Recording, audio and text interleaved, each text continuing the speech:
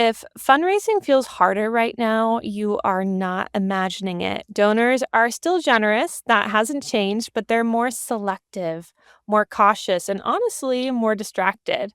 We're seeing slower decision cycles, more comparison before giving, more hesitation at checkout, more one time gifts instead of long term commitments. That doesn't mean your mission is less compelling, it means the margin for friction is thinner. So, today we're not talking about bigger campaigns or louder messaging. We're talking about tightening your infrastructure. Because in seasons like this, revenue rarely collapses because of one big dramatic failure. It leaks quietly. And if you plug the right gaps, you protect far more than you think. The Nonprofit Podcast, powered by Donorbox. Welcome to the Nonprofit Podcast. I'm Jenna Lynch, Head of Community Engagement here at Donorbox. Each week, we bring you practical strategies, clear insights, and real conversations to help you raise more, reach further, and take your nonprofit to the next level. I'm joined by my co-host, Britton Stalker, fundraising strategist here at Donorbox. Hey, Britt. Hey, Jenna. Hey, yes, this topic, it's been coming up a lot lately. Yeah, it really has been. I think a lot of leaders are feeling this, even if they're not saying it out loud. Nothing feels catastrophic. It just feels like there's less cushion than there used to be. Yeah, I think that's exactly it. There really is this less room for friction. And when that tolerance shrinks, the checkout moment really becomes important. Someone reads your appeal, right? They feel moved, they click donate. The decision is already made when they're doing that. That is the hardest part. And then something small interrupts that flow. Maybe the page takes longer than it should to load. Maybe it feels cluttered. Maybe the donor's preferred payment method is not there. Maybe there are extra fields that do not actually change the gift, right? Address, phone number, things like that. None of that feels dramatic. And it may be small things that nonprofits don't even consider. But those small things create a pause. And right now, that pause is where that doubt can creep in. Yes, because, donors, they're already thinking longer before they give. They're comparing more, they're weighing their decisions more carefully. Even small friction, it carries more weight than it used to. And honestly, here is a simple gut check that I give people all the time. Pull up your donation page on your phone, not on your office Wi Fi. Use that mobile data and experience it in the way that a donor would. How long does it take to load? How many taps before someone can actually give? Do you hesitate anywhere? Because if this feels like effort to you, it's going to absolutely feel like effort to the donor who is already being careful about their spending. Again, this is not about something flashy. What you really need is something frictionless. We're all in this cautious climate together, right, Jenna? And simplicity is what's going to convert your donors. I think that's a really great test. And that's exactly it. And this is where having a modern and powerful donation form really makes a difference. Again, I think a lot of nonprofit organizations think that just PayPal is fine or one of their bespoke super long forms is fine because they are seeing gifts come in. But when you have something more modern, more powerful, you're going to see even more gifts come in. OmniGive, which is Donorbox's newest, most modern donation form, was built around this exact problem. It is mobile first. It supports more than 22 payment methods, including the digital wallets people already use. And it's designed to be responsive and effective across all devices so that someone's decision does not get interrupted by that clunky infrastructure. It really does make all the difference. And it's not about all the bells and whistles, although those are nice. We love a form that looks great. But it is about protecting the moment that someone decides, yes, I'm going to donate to this cause. I think when budgets feel tighter and decisions take longer, inconvenience becomes expensive. So protecting that very first gift means making that experience strong and seamless. And that will turn into more gifts in the future. So I'd say that is leak number one. The next place things slip is over time. And when most of your revenue depends on one time gifts, every month it's going to feel like a reset, right? There's this constant pressure, acquire, we got to re energize, we got to replace what's churned. And this really is just a very reactive cycle that is exhausting. Mhm. What recurring giving does, right? It shifts that dynamic because monthly support, it's clearly positioned on your form, it's not hidden. You're offering donors a way to stay connected without having to decide again in a few months.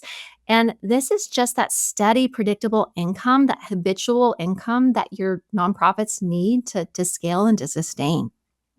Yeah, I think that predictability, that steadiness you're talking about, changes how an organization feels internally, right? Monthly giving is not just about smoothing cash flow, although that is so great. I think it also reduces emotional fatigue. Donors do not have to keep deciding whether to give, right? Your team does not have to constantly chase new names to replace churn.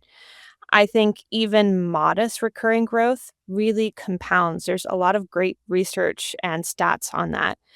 If you add 10 new monthly supporters a month, that is 120 stable supporters by the end of the year. And that kind of stability really, really matters. Right. And the tools, they're out there. They can support that in a way that feels natural. Donorbox, we have so many fabulous recurring features where you can clearly highlight monthly given on your form, connect recurring amounts to visible impact, and even use a recurring upsell after someone makes a one time gift. That upsell simply, what it does is it invites them to convert to monthly support where it's not louder, it's just really clearer. Stability, it's going to lower your stress. And when stress lowers, your teams make better decisions. Yeah, it gives you more breathing room. And in a time right now, in a season where every decision feels way more considered, right? People are just considering things more deeply. That breathing room makes a lot of difference. So I'd say that is leak number two. And then there is in person giving, which honestly has been encouraging to see come back. Galas, community events, faith gatherings, school fundraisers. It's so cool to see rooms that are full again and that stories are landing, they're coming to life in a room full of people. People feel inspired, but sometimes the infrastructure does not match the energy in the room, and we assume that generosity will wait. What are your thoughts on that? It will not. It will not wait because emotion, what it does is it's going to fade fast. If someone leaves a room and has to pull out their phone later, search your website, type in a URL and navigate a form, guess what? You've lost a big portion of that momentum.